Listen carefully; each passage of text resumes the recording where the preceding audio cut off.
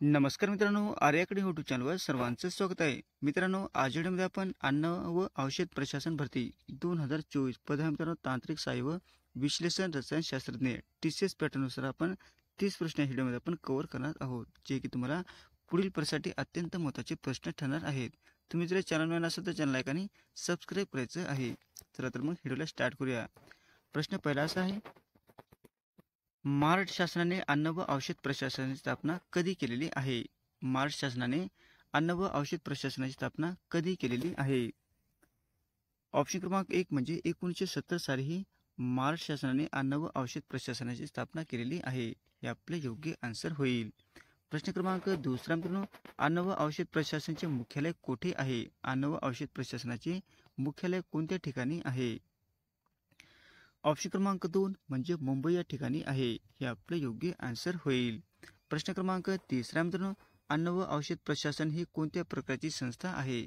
अन्न व औषध प्रशासन ही कोणत्या प्रकारची संस्था आहे?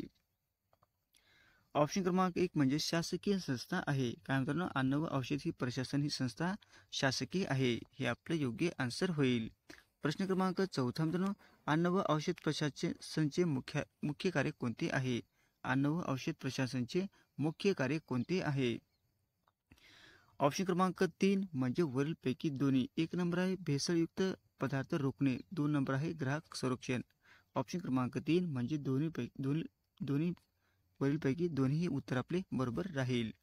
प्रश्न क्रमांक 5 मित्रांनो, अन्न सुरक्षा व मानके कायदा 2006 कोणत्या कायद्याच्या जागी आलेला आहे?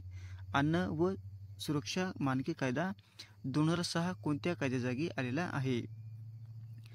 ऑप्शन क्रमांक 3 म्हणजे अन्न सुरक्षा कायदा 1954 जागी आलेला आहे. हे आपले योग्य आन्सर होईल.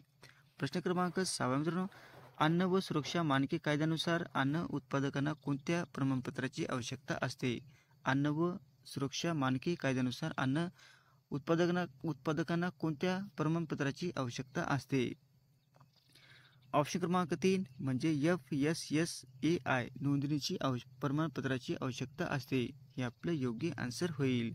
प्रश्न क्रमांक 7 मित्रांनो, दुधाची शुद्धता कोणत्या यंत्राद्वारे मोजली जाते? दुधाची शुद्धता कोणत्या यंत्राद्वारे मोजली जाते? ऑप्शन क्रमांक 1 म्हणजे लॅक्टोमीटरशी मोजली जाते. हे आपले योग्य आन्सर होईल. प्रश्न क्रमांक 8 मित्रांनो, FSSAI ला कोणती संस्था नियमन करते? FSSAI ला कोणती संस्था नियमन करते? ऑप्शन क्रमांक 2 म्हणजे केंद्रीय आरोग्य मंत्रालय ही संस्था नियमन करते. हे आपले योग्य आन्सर होईल.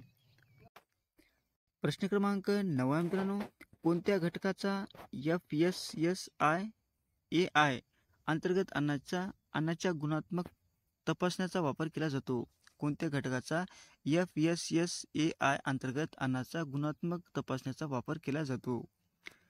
ऑप्शन क्रमांक 2 म्हणजे नॅशनल फूड टेस्टिंग लॅब नुसार हा वापर केला जातो. हे आपले योग्य आन्सर होईल.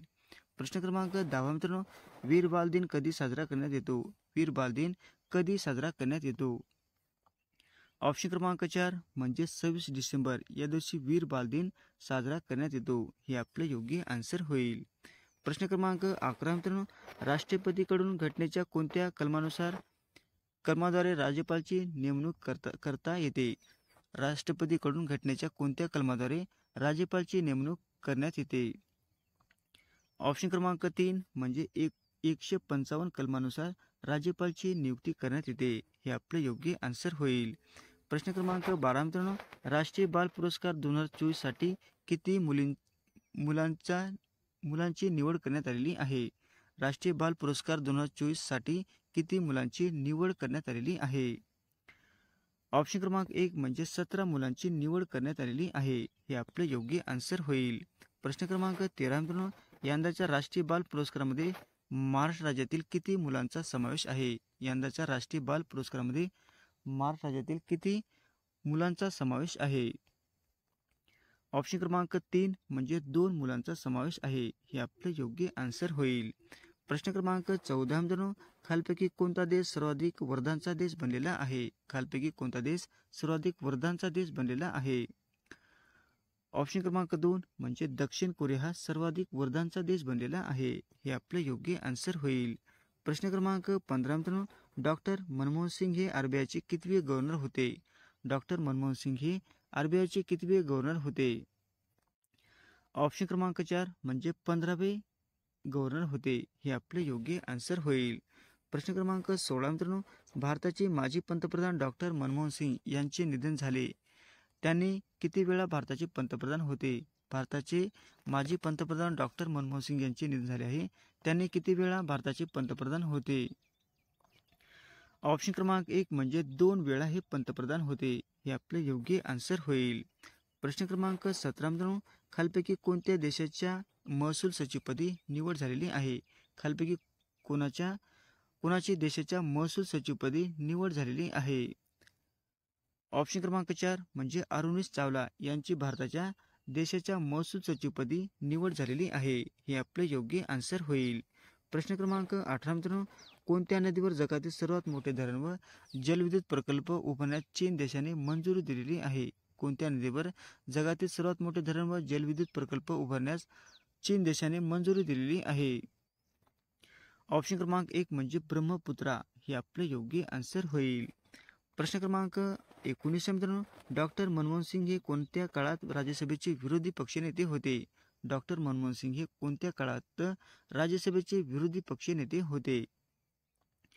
ऑप्शन क्रमांक 3 म्हणजे 1958 ते 2004 साली भारताचे डॉक्टर मनमोहन सिंग हे राज्यसभेचे विरोधी पक्षनेते होते. हे आपले योग्य आन्सर होईल. प्रश्न क्रमांक 20 मित्रांनो, भारत आणि श्रीलंका यांच्यात द्विपक्षीय नौदल सराव कोठे आयोजित करण्यात आला होता? भारत आणि श्रीलंका यांच्यात द्विपक्षीय नौदल सराव कोठे आयोजित करण्यात आला होता? ऑप्शन क्रमांक 2 म्हणजे विशाखापट्टणम या ठिकाणी नौदल सराव हा आयोजित करण्यात आला होता. हे आपले योग्य आन्सर होईल. प्रश्न क्रमांक 21 मित्रांनो, कोणत्या राज्यामध्ये केंद्रशासित प्रदेशामध्ये लोसर उत्सव साजरा करण्यात आला येतो? कोणत्या राज्यामध्ये केंद्रशासित प्रदेशामध्ये लोसर उत्सव साजरा करण्यात येतो? ऑप्शन क्रमांक 4 म्हणजे लडाख या ठिकाणी लोसर उत्सव हा साजरा करण्यात येतो. हे आपले योग्य आन्सर होईल. प्रश्न क्रमांक 22 मित्रांनो, खालीलपैकी कोणते राज्य 100% नळाद्वारे पाणी देणारे 5वे हर घर जल योजना म्हणजे राज्य ठरलेले आहे? खालीलपैकी कोणते राज्य 100% नळाद्वारे पाणी देणारे 5वे हर घर जल राज्य ठरलेले आहे? ऑप्शन क्रमांक 1 म्हणजे पंजाब राज्य ठरलेले आहे. हे आपले योग्य आन्सर होईल. प्रश्न क्रमांक 23 मित्रांनो, कोणत्या राज्यात हॉकी इंडिया लीग 2025 आयोजित करण्यात येणार आहे? कोणत्या राज्यामध्ये हॉकी इंडिया लीग 2025 आयोजित करण्यात येणार आहे? ऑप्शन क्रमांक 1 म्हणजे ओडिशा राज्यामध्ये हॉकी इंडिया लीग 2025 आयोजित करण्यात येणार आहे. हे आपले योग्य आन्सर होईल. प्रश्न क्रमांक 24 मित्रांनो, मिझोराम राज्याच्या राज्यपालपदी कुणाची नियुक्ती करण्यात आलेली आहे? मिझोराम राज्याच्या राज्यपालपदी कुणाची नियुक्ती करण्यात आलेली आहे? ऑप्शन क्रमांक 3 म्हणजे विजय कुमार सिंह यांचे मिझोराम राज्याच्या राज्यपालपदी नियुक्ती करण्यात आलेली आहे. हे आपले योग्य आन्सर होईल. प्रश्न क्रमांक 25 मित्रांनो, डॅडासा भारतातील सर्वात प्राचीन उद्योग आहे. डॅडासा भारतातील सर्वात प्राचीन उद्योग आहे. ऑप्शन क्रमांक 3 म्हणजे सुती कापड उद्योग हा काय भारतातील सर्वात प्राचीन उद्योग आहे. हे आपले योग्य आन्सर होईल. प्रश्न क्रमांक 26 मित्रांनो, होमिओपॅथीचा जनक कोणास म्हटले जाते? होमिओपॅथीचा जनक कोणास म्हटले जाते? ऑप्शन क्रमांक 4 म्हणजे सर हॅनिमन यांना होमिओपॅथीचे जनक असे म्हटले जाते. हे आपले योग्य आन्सर होईल. प्रश्न क्रमांक 27 मित्रांनो, बिग बुल ही संकल्पना खालीलपैकी कोणत्या क्षेत्राशी संबंधित आहे? बिग बुल ही संकल्पना खालीलपैकी कोणत्या क्षेत्राशी संबंधित आहे? ऑप्शन क्रमांक 2 म्हणजे शेअर बाजाराशी संबंधित आहे. हे आपले योग्य आन्सर होईल. प्रश्न क्रमांक 28 मित्रांनो, आंतरराष्ट्रीय भात संशोधन संस्था कुठे आहे? आंतरराष्ट्रीय भात संशोधन संस्था कुठे आहे? ऑप्शन क्रमांक 4 म्हणजे फिलिपिन्स या ठिकाणी आंतरराष्ट्रीय भात संशोधन संस्था आहे. हे आपले योग्य आन्सर होईल. प्रश्न क्रमांक 29 मित्रांनो, मानवी शरीरातील कोणत्या पेशीला सैनिकी पेशी म्हणतात? मानवी शरीरातील कोणत्या पेशीला सैनिकी पेशी असे म्हटले जाते? ऑप्शन क्रमांक 2 म्हणजे पांढऱ्या पेशीला सैनिकी पेशी असे म्हटले जाते. हे आपले योग्य आन्सर होईल. प्रश्न क्रमांक 30 मित्रांनो, स्वामीनाथन आयोग कोणत्या क्षेत्रासंबंधी नेमला गेलेला होता? स्वामीनाथन आयोग कोणत्या क्षेत्रासंबंधी नेमला गेला होता? प्रश्न हा पण खूप इम्पॉर्टंट मित्रांनो. ऑप्शन क्रमांक 1 म्हणजे कृषी संबंधी हा स्वामीनाथन आयोग हा नेमला गेला होता.